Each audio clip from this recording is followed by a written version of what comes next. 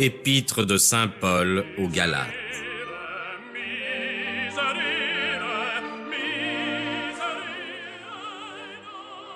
Paul, apôtre, non de la part des hommes, ni par un homme, mais par Jésus-Christ et Dieu le Père, qui l'a ressuscité d'entre les morts, et tous les frères qui sont avec moi aux églises de Galatie. Que la grâce et la paix vous soient données par Dieu le Père et par notre Seigneur Jésus-Christ, qui s'est livré lui-même pour nos péchés, afin de nous arracher à ce siècle pervers, selon la volonté de Dieu notre Père, auquel soit la gloire dans les siècles des siècles. Amen. Je m'étonne que vous vous détourniez si vite de celui qui vous a appelé à la grâce du Christ pour passer à un autre évangile. Non pas qu'il y en ait un autre, mais il y a des gens qui vous troublent et qui veulent renverser l'évangile du Christ. Mais si quelqu'un, fût-ce nous-mêmes ou un ange du ciel, vous annonçait un autre évangile que celui que nous vous avons annoncé, qu'il soit anathème. Je l'ai dit, et je le dis encore maintenant. Si quelqu'un vous annonçait un autre évangile que celui que vous avez reçu, qu'il soit anathème. Car en ce moment, est-ce la faveur des hommes que je désire ou celle de Dieu? Est-ce que je cherche à plaire aux hommes? Si je plaisais encore aux hommes, je ne serais pas serviteur du Christ. Je vous déclare donc, mes frères, que l'évangile que j'ai annoncé n'est pas selon l'homme, car ce n'est pas d'un homme que je l'ai reçu ni appris, mais par la révélation de Jésus-Christ. Vous avez appris en effet quelle était autrefois ma conduite dans le judaïsme, comment je persécutais à outrance l'église de Dieu et la ravageais. Et je surpassais dans le judaïsme bon nombre de ceux de mon âge et de ma nation, ayant un zèle plus ardent pour les traditions de mes pères. Mais lorsqu'il plut à celui qui m'a mis à part dès le sein de ma mère et qui m'a appelé par sa grâce de révéler son Fils en moi pour que je fusse son évangéliste parmi les nations, aussitôt je ne pris conseil ni de la chair ni du sang. Je n'allai pas non plus à Jérusalem vers ceux qui étaient apôtres avant moi, mais je m'en allai en Arabie, et je revins encore à Damas. Ensuite, 3 ans plus tard, je vins à Jérusalem pour voir Pierre, et je demeurai auprès de lui 15 jours. Mais je ne vis aucun autre des apôtres, sinon Jacques, le frère du Seigneur.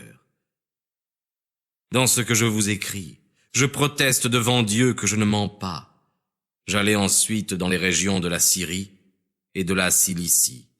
Or, j'étais inconnu de visage aux églises de Judée qui croyaient au Christ. Seulement, elles avaient entendu dire « Celui qui nous persécutait autrefois annonce maintenant la foi que naguère il voulait détruire. » Et elles glorifiaient Dieu à mon sujet.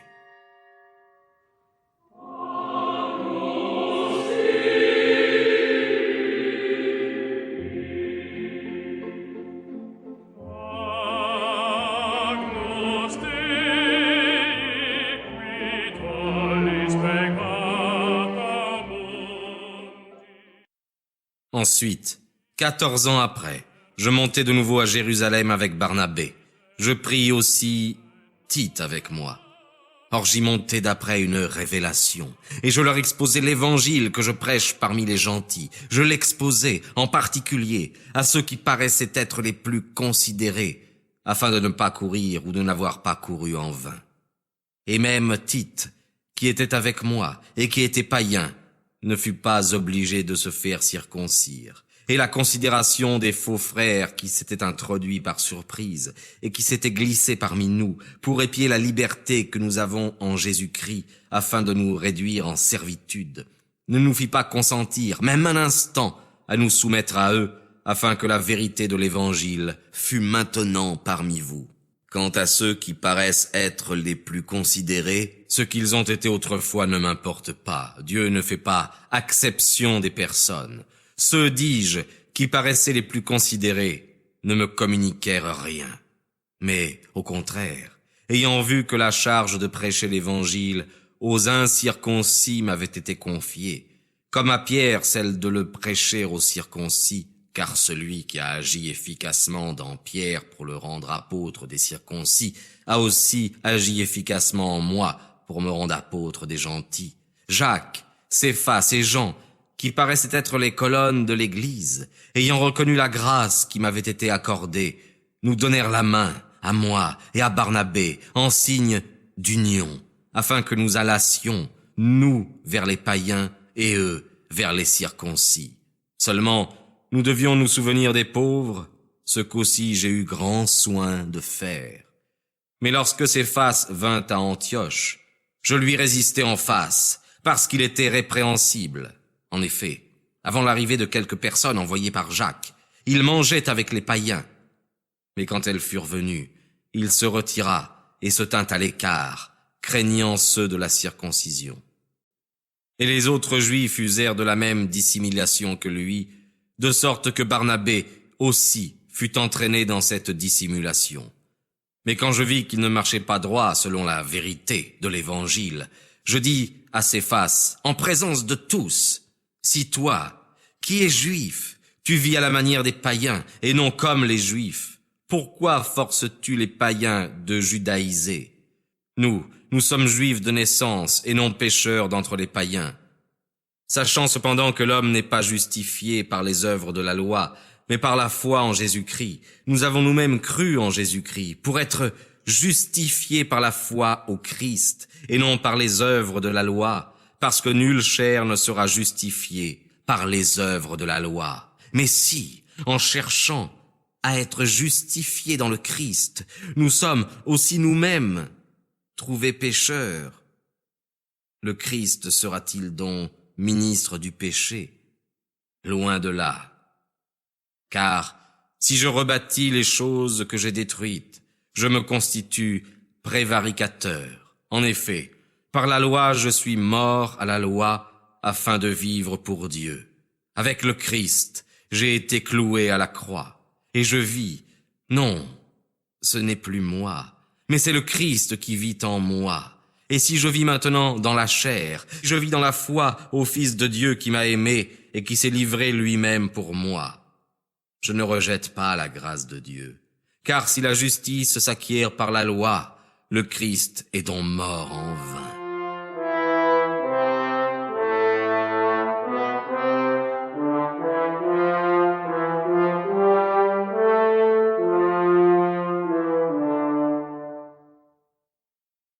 Ô Galates insensés, qui vous a fascinés pour que vous n'obéissiez plus à la vérité, vous aux yeux de qui Jésus-Christ a été représenté comme crucifié au milieu de vous? Je veux seulement savoir ceci de vous. Est-ce par les œuvres de la loi que vous avez reçu l'Esprit ou par la prédication de la foi? Êtes-vous tellement insensés qu'après avoir commencé par l'Esprit, vous finissiez maintenant par la chair? Avez-vous tant souffert en vain, si toutefois c'est en vain? Celui qui vous communique l'Esprit et qui opère des miracles parmi vous, le fait-il par les œuvres de la loi ou par la prédication de la foi? Ainsi qu'il est écrit, Abraham crut à Dieu, et cela lui fut imputé à justice. Reconnaissez donc que ceux qui s'appuient sur la foi, ceux-là sont les enfants d'Abraham. Aussi l'Écriture, prévoyant que c'est par la foi que Dieu justifierait les nations, l'a annoncé d'avance à Abraham. Toutes les nations seront bénies en toi. Ceux donc qui s'appuient sur la foi seront bénis avec le fidèle Abraham, car tous ceux qui s'appuient sur les œuvres de la loi sont sous la malédiction. En effet, il est écrit, « Maudit est quiconque ne persévère pas dans tout ce qui est écrit au livre de la loi. » Et il est évident que nul n'est justifié devant Dieu par la loi, puisque le juste vit de la foi. Or la loi ne s'appuie pas sur la foi, mais celui qui observera les commandements aura la vie par eux. Le Christ nous a rachetés de la malédiction de la loi, étant devenu malédiction pour nous. Car il est écrit, « Maudit est quiconque est pendu au bois ». afin que la bénédiction d'Abraham fût communiquée aux gentils par le Christ Jésus, et que nous reçussions par la foi l'Esprit qui avait été promis. Mes frères, je parle à la manière des hommes. Quand le testament d'un homme est en bonne forme, personne ne peut l'annuler ou n'y ajouter quoi que ce soit. Or, les promesses ont été faites à Abraham et à sa postérité. Il ne dit pas « et à ses postérités », comme s'il s'agissait de plusieurs, mais il dit, comme parlant d'un seul, « et à ta postérité, qui est le Christ ». Voici ce que je veux dire. Dieu, ayant conclu une alliance en bonne forme, la loi qui a été donnée 430 ans après, n'a pu la rendre nulle, ni abroger la promesse. Car si c'est par la loi qu'est donné l'héritage, ce n'est donc plus par la promesse. Or Dieu l'a donné à Abraham par une promesse. Pourquoi donc la loi?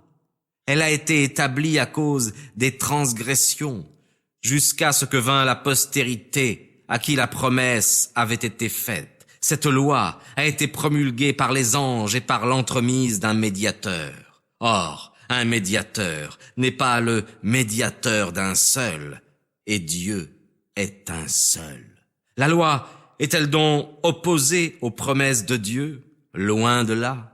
Car s'il avait été donné une loi qui pût produire la vie, la justice viendrait véritablement de la loi. Mais l'Écriture a tout renfermé sous le péché, afin que la promesse fût réalisée pour les croyants par la foi en Jésus-Christ. Or, avant que vînt la foi, nous étions enfermés sous la garde de la loi, en attendant cette foi qui devait être révélée. Ainsi, la loi a été notre précepteur dans le Christ, pour que nous fussions justifiés par la foi. Mais, la foi étant venue, nous ne sommes plus soumis au précepteur, car vous êtes tous enfants de Dieu par la foi en Jésus-Christ. En effet, vous tous qui avez été baptisés dans le Christ, vous avez été revêtus du Christ. Il n'y a plus ni juif ni gentil, il n'y a plus ni esclave ni libre, il n'y a plus ni homme ni femme, car tous vous êtes un en Jésus-Christ. Que si vous êtes au Christ, vous êtes donc la postérité d'Abraham, héritier en vertu de la promesse.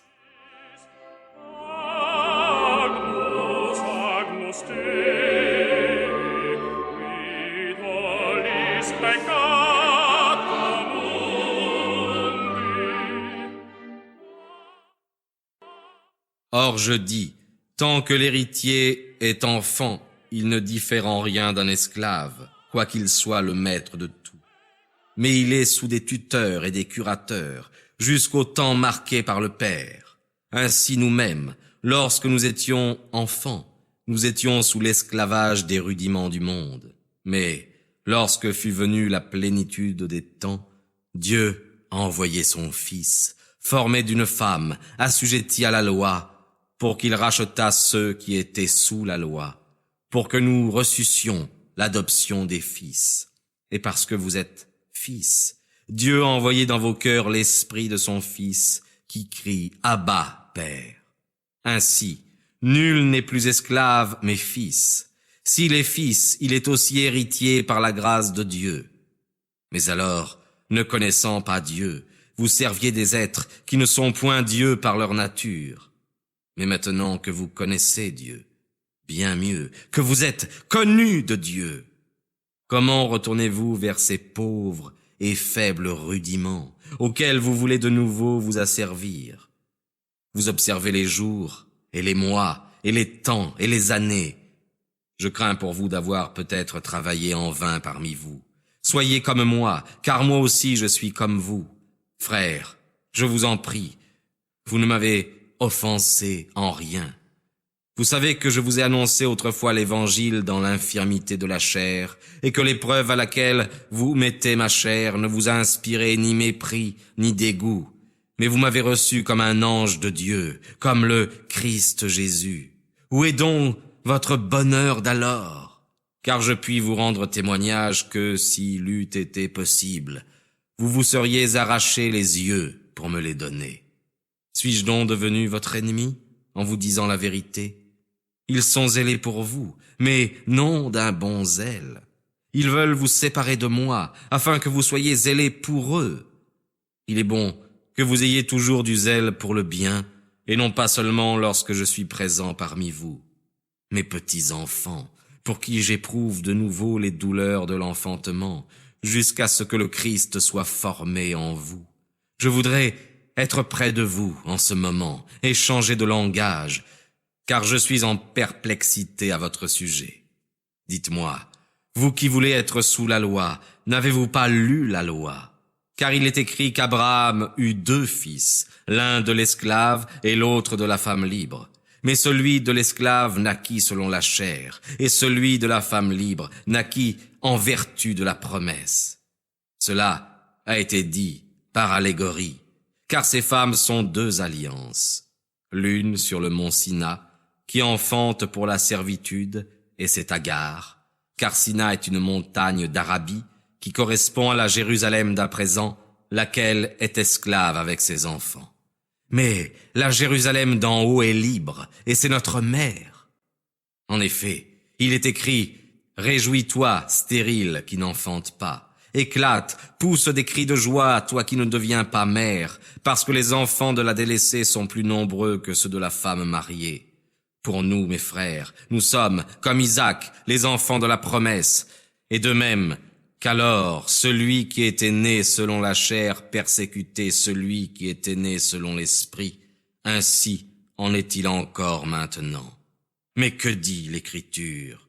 Chasse l'esclave et son fils, car le fils de l'esclave ne sera pas héritier avec le fils de la femme libre. Ainsi, mes frères, nous ne sommes point les enfants de l'esclave, mais de la femme libre, et c'est par cette liberté que le Christ nous a rendus libres.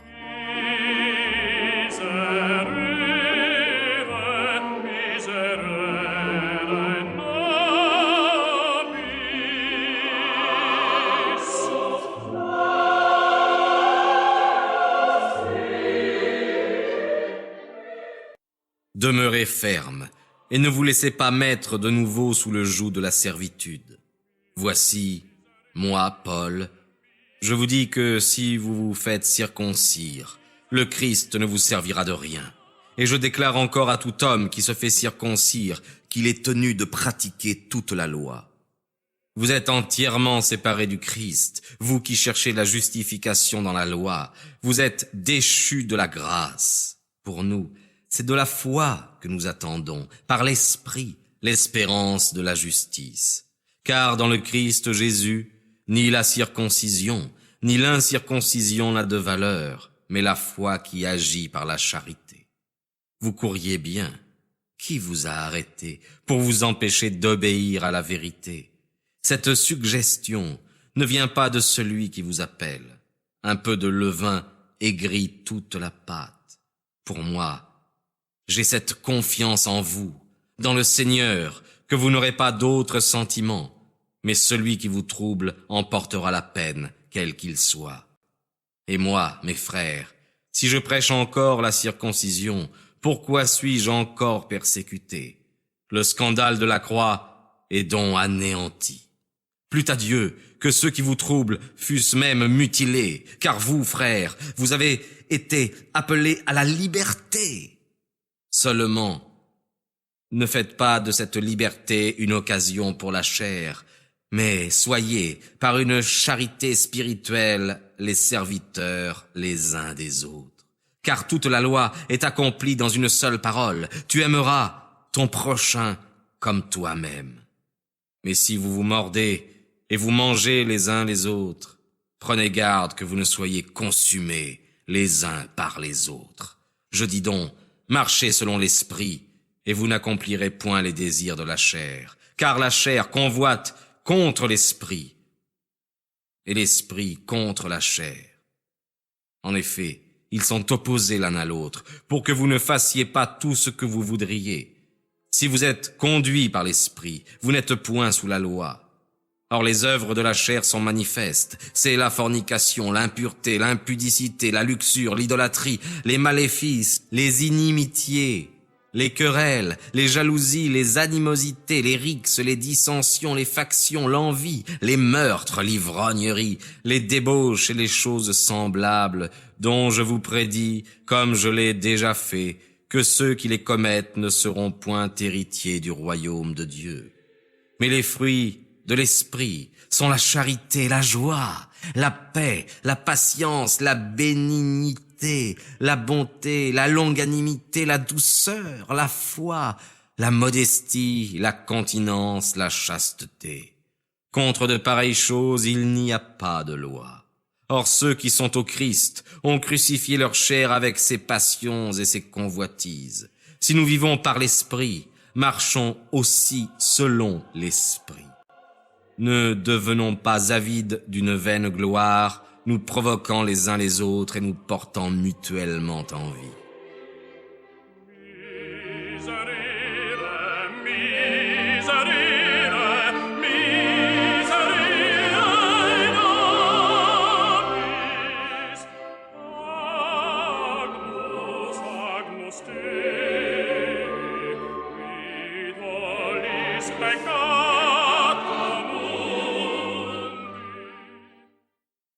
Mes frères, si un homme est tombé par surprise dans quelque faute, vous qui êtes spirituels, relevez-le avec un esprit de douceur, prenant garde à toi-même, de peur que toi aussi tu ne sois tenté. Portez les fardeaux les uns des autres, et vous accomplirez ainsi la loi du Christ. Car si quelqu'un s'imagine être quelque chose alors qu'il n'est rien, il se séduit lui-même. Mais que chacun examine son œuvre, et alors il aura sujet de se glorifier pour lui seul, et non par rapport aux autres. Car chacun portera son propre fardeau. Que celui à qui on enseigne la parole de Dieu fasse part de tous ses biens à celui qui l'enseigne. Ne vous y trompez point, on ne se moque pas de Dieu, car ce que l'homme aura semé, il le moissonnera aussi.